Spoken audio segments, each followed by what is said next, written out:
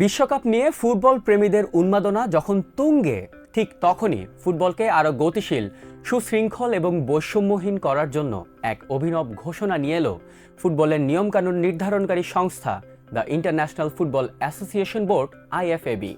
মাঠে যেন কোনো অপ্রীতিকর ঘটনা না ঘটে, সময় নষ্ট না হয় এবং সমর্থকরা যেন ফুটবলটা এনজয় করতে পারেন তা নিশ্চিত করতে আসন্ন ফিফা বিশ্বকাপ থেকে ফুটবলে চালু হতে যাচ্ছে কিছু যুগান্তকারী নিয়ম।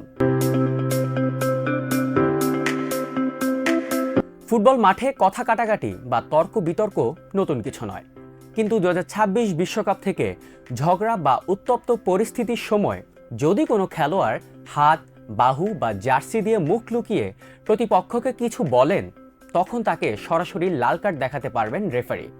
সম্প্রতি চ্যাম্পিয়ন্স লিগের ম্যাচে ভিনিসিয়াস জুনিয়রকে বেনফিকার জিয়ানলুকা প্রেস্তিয়ানি যেভাবে মুখ লুকিয়ে বর্ণবাদী গালি দিয়েছিলেন, তার পুনরাবৃত্তি রুখতেই এই কড়া পদক্ষেপ।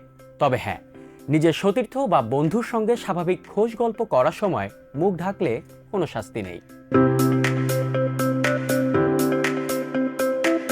মাঠে রেফারির সিদ্ধান্ত পছন্দ না হলে রাগ করে নাটকীয়ভাবে কেউ মাঠ ছেড়ে চলে যেতে পারবেন না। সম্প্রতি আফ্রিকান কাপ অফ নেশনসের মরক্কোর বিরুদ্ধে পেনাল্টির প্রতিবাদে সেনেগাল যেভাবে মাঠ ছেড়েছিল, তেমন ঘটনা এবার ঘটলে কপালে শনি আছে। প্রতিবাদের অংশ হিসেবে যদি কোনো খেলোয়াড় বা দলের স্টাফ দল বল নিয়ে মাঠ ছেড়ে যান, তবে সেই খেলোয়াড় বা স্টাফকে দেখানো হবে সরাসরি লাল কার্ড। শুধু তাই নয়, তখন প্রতিপক্ষ দলকে জয়ী ঘোষণা করে ম্যাচটি বাতিল করা হবে। সময় নষ্ট করার পুরনো কৌশলগুলোকে এবার দেখানো হচ্ছে বুড়ো আঙুল। থ্রো ইন বা গোলকিকের সময় রেফারি হাত উঁচিয়ে 5 সেকেন্ডের একটি ভিজুয়াল কাউন্টডাউন বা গণনা শুরু করবেন। এই 5 সেকেন্ডের মধ্যে যদি থ্রো ইন না নেওয়া হয়, তবে সেই থ্রো ইন চলে যাবে প্রতিপক্ষের কাছে।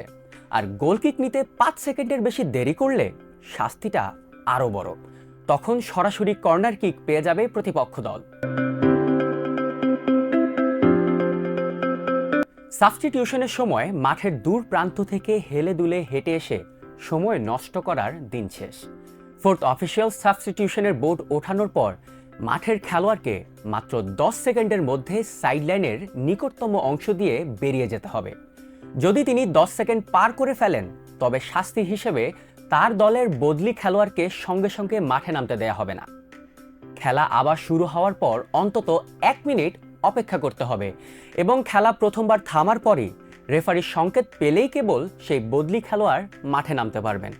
তবে মারাত্মক ইনজুরি বা নিরাপত্তার ইস্যু থাকলে এই নিয়ম শিথিল থাকবে। মাঠে চোট পেয়ে শুয়ে থেকে সময় নষ্ট করার প্রবণতা রুখতে আনা হয়েছে 1 মিনিটের নির্বাসন। মাঠে চোট পেলে এবং মেডিকেল স্টাফ চিকিৎসার জন্য মাঠে প্রবেশ করলে সংশ্লিষ্ট আউটফিট খেলোয়াড়কে খেলা পুনরায় শুরু হওয়ার পর 1 মিনিট মাঠের বাইরে থাকতে হবে। তবে গোলকিপারের ইনজুরি, গোলকিপার ও খেলোয়াড়দের সংঘর্ষ, নিজেদের সতীর্থদের মধ্যে ধাক্কাধাক্কি, মাথায় গুরুতর আঘাত ও পেনাল্টি শুটের ক্ষেত্রে এই নিয়ম শিথিল থাকবে। ভিডিও অ্যাসিস্ট্যান্ট রেফারি বা VAR এর পরিধি এবার আরও বাড়ানো হয়েছে।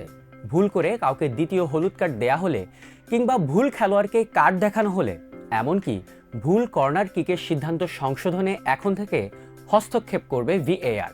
এছাড়া কর্নার বা ফ্রি কিক নেওয়ার আগে আক্রমণ ভাগের খেলোয়াড় রক্ষণ ভাগের কাউকে ফাউল করলে VAR রেফারিকে অনফিল্ড রিভিউর পরামর্শ দিতে পারবে। ফাউল প্রমাণিত হলে কার্ড দেখানো এবং পুনরায় কিক নেওয়ার নির্দেশ দেয়া হবে। খেলোয়াড়দের স্বাস্থ্যের কথা মাথায় রেখে 2026 বিশ্বকাপের প্রতিটি ম্যাচে 2 হাফে বাধ্যতামূলকভাবে 3 মিনিট করে হাইড্রেশন ব্রেক বা পানি পানের বিরতি রাখা হবে। সাধারণত প্রতি হাফের 22 মিনিটের কাছাকাছি সময় এই বিরতি দেয়া হবে। তবে রেফারি চাইলে ইনজুরির সময়ের সাথে মিলিয়ে এই সময়টা কিছুটা এদিক ওদিক করতে পারবেন।